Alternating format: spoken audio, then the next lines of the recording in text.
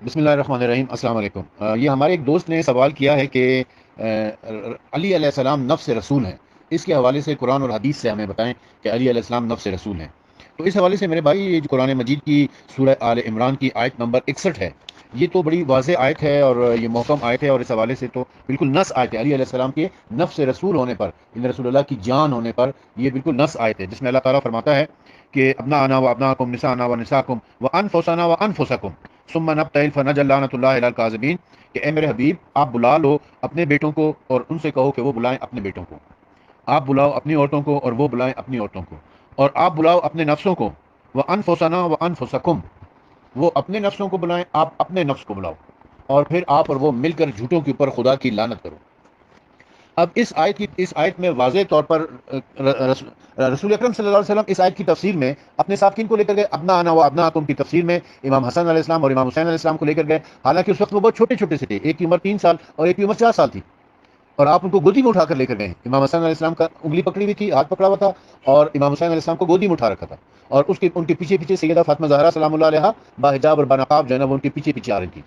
با پردہ ہو کے، اور ان کے پیچھے امام علی علیہ السلام آ رہے تھے، یعنی بالکل قرآن مجید کی آیت کی تفسیر بن کر کہ رسول اکرم آگے ہیں، رسول اکرم کی گودی میں امام حسین علیہ السلام ہے، انگلی رسول اکرم کی امام حسن علیہ السلام نے پکڑی ہوئی ہے، رسول اکرم کے پیچھے سیدہ فاطمہ زہرا سلام اللہ علیہا ہے، اور سیدہ فاطمہ زہرا کے پیچھے امام علی علیہ السلام ہے، یعنی ابنانا امام حسن اور امام حسین علیہ السلام، نسانا امام سیدہ فاطمہ زہرا سلام اللہ علیہا، اور انفسنا امام علی علیہ السلام۔ جس طریقے سے قرآن کی آیت نازل ہوئی، اسی طریقے سے رسول اکرم اپنی اہل بیت کو لے کر میدان مباہلہ میں پہنچے تھے۔ میدان مباہلہ میں مسئلہ کیا ہوا تھا کہ جی، عیسائیوں کے ساتھ کوئی 3 دن یا 7 دن، بعض روایتوں میں 3 دن ہے، بعض روایتوں میں 7 دن تک مناظرہ ہوتا رہا، بحث و مباحثہ ہوتا رہا۔ نصارہ جو تھے، عیسائی، وہ اس بات کے اوپر بضد تھے کہ معاذ اللہ ثم معاذ اللہ، حضرت مسیح علیہ السلام جو ہے وہ ابن اللہ ہیں، اللہ کے بیٹے ہیں۔ رسول اللہ ان کو سمجھاتے رہے، بتاتے رہے، دلائل دیتے رہے، عقلی نقلی دلائل دیتے رہے، لیکن وہ ماننے پر راضی نہیں ہو رہے تھے۔ تب اللہ تعالیٰ نے یہ سورہ آل عمران کی آیت نمبر 61 نازل فرمائی اور کہا کہ ان سے کہو کہ آپ مباہلہ کرتے ہیں، تم اپنے بیٹوں کو لاؤ، ہم اپنے بیٹوں کو لاتے ہیں، تم اپنی عورتوں کو لاؤ، ہم اپنی عورتوں کو لاتے ہیں، تم اپنے نفسوں کو لاؤ، ہم اپنے نفسوں کو لاتے ہیں، پھر ہم اور تم مل کر جھوٹوں کے اوپر خدا کی لعنت کریں گے، تو جو جھوٹا ہوگا وہ واصل جہنم ہو جائے گا، اس کے اوپر خدا کا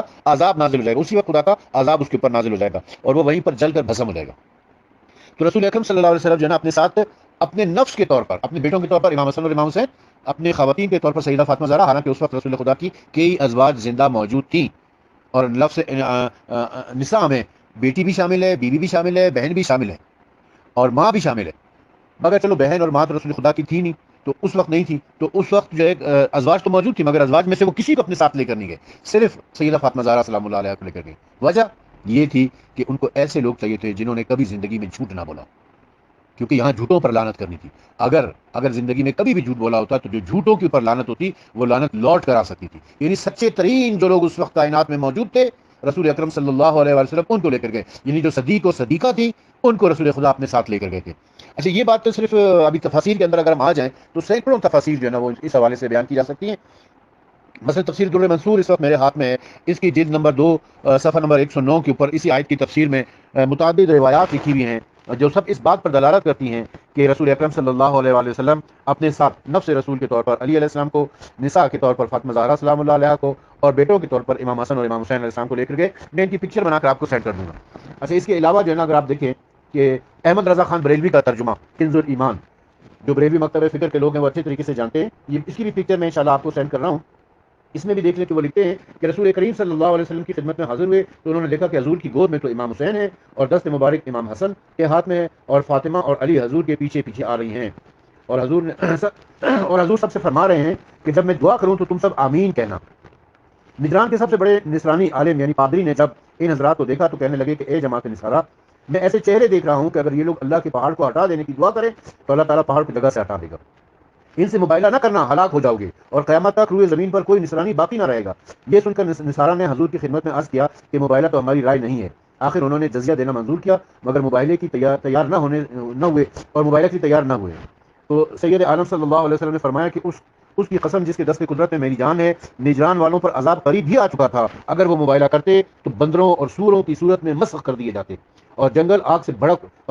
بھڑک اٹھتا، اور نجران اور وہاں کے رہنے والے پرند تک نیست و نابود ہو جاتے، اور ایک سال کے عرصے میں تمام نصارہ ہلاک ہو جاتے۔ اب یہ احمد رضا خان بریلوی صاحب نے لکھا ہوا ہے کنز الایمان میں۔ دیوبندی کا ترجمہ میں آپ کو پڑھ کے سنا دیتا ہوں کہ یہ اشرف علی تھانوی صاحب جو تبلیغی جماعت کے بڑے پسندیدہ مفسر مانے جاتے ہیں، وہ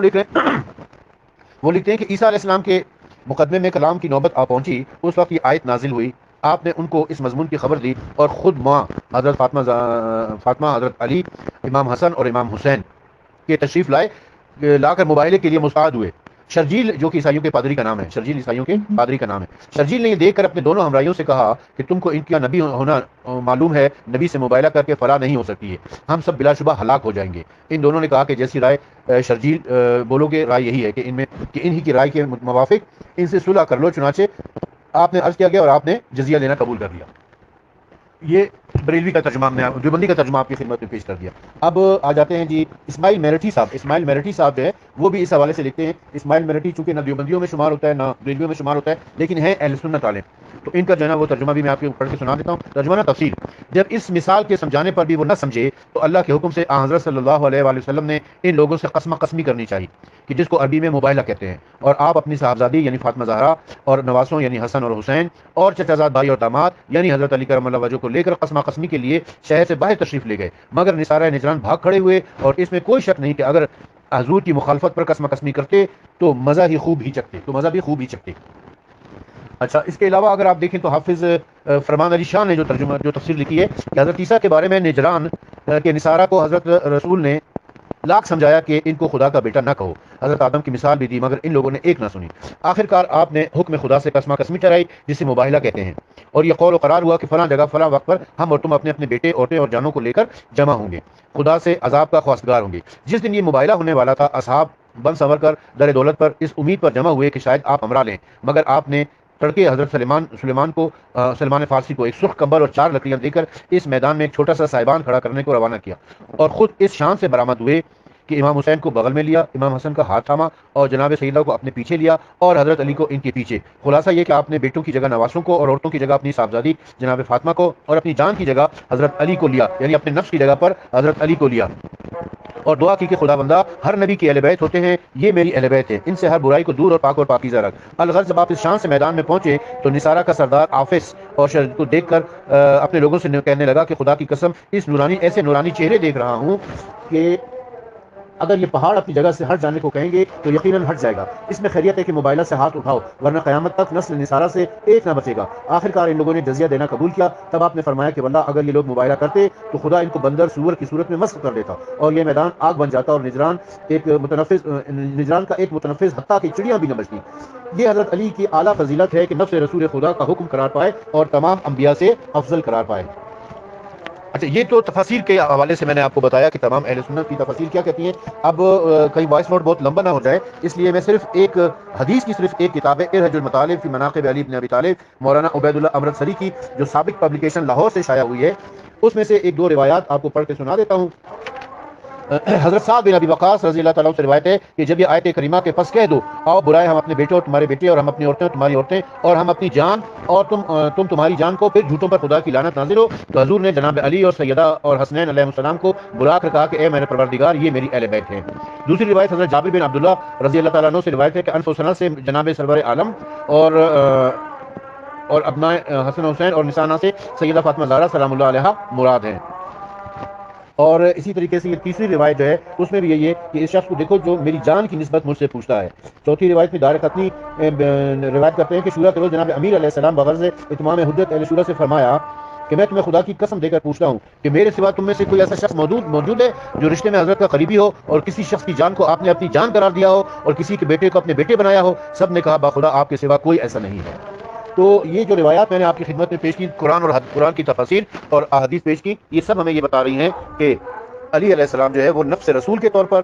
حضرت صلی اللہ علیہ وسلم کے ساتھ گئے تھے مباہلہ کے میدان میں۔ سیدہ فاطمہ زہرا سلام اللہ علیہا نساء انا کے طور پر یعنی خواتین کی نمائندگی کرتے ہوئے آ گئی تھیں، اور ابنا انا بیٹوں کی جگہ پر رسول اکرم صلی اللہ علیہ وسلم اپنے نواسوں یعنی حسن اور حسین کو اب ساتھ لے کر گئے تھے۔ اس آیت کے نزول کے بعد اور جس شان سے آپ میدان مباہلہ میں گئے تھے، اس کے بعد ہمیشہ امام حسن اور امام حسین کو فرزندان رسول اکرم کہا جاتا تھا بجائے فرزندان علی کہنے کے۔ ابن رسول اللہ، امام حسن ابن رسول اللہ ہیں، امام حسین ابن رسول اللہ ہیں، اور سیدہ فاطمہ زہرا تو چونکہ ایک ہی صدیقہ بن کر سامنے گئیں، آپ کے علاوہ جتنی بھی خواتین موجود تھیں، ازواج موجود تھیں، آپ صلی اللہ علیہ وسلم ان میں سے کسی کو ساتھ لے کر نہیں گئے، اور علی علیہ السلام کا نفس رسول ہونا اس آیت سے نص کے طور پر ثابت ہے۔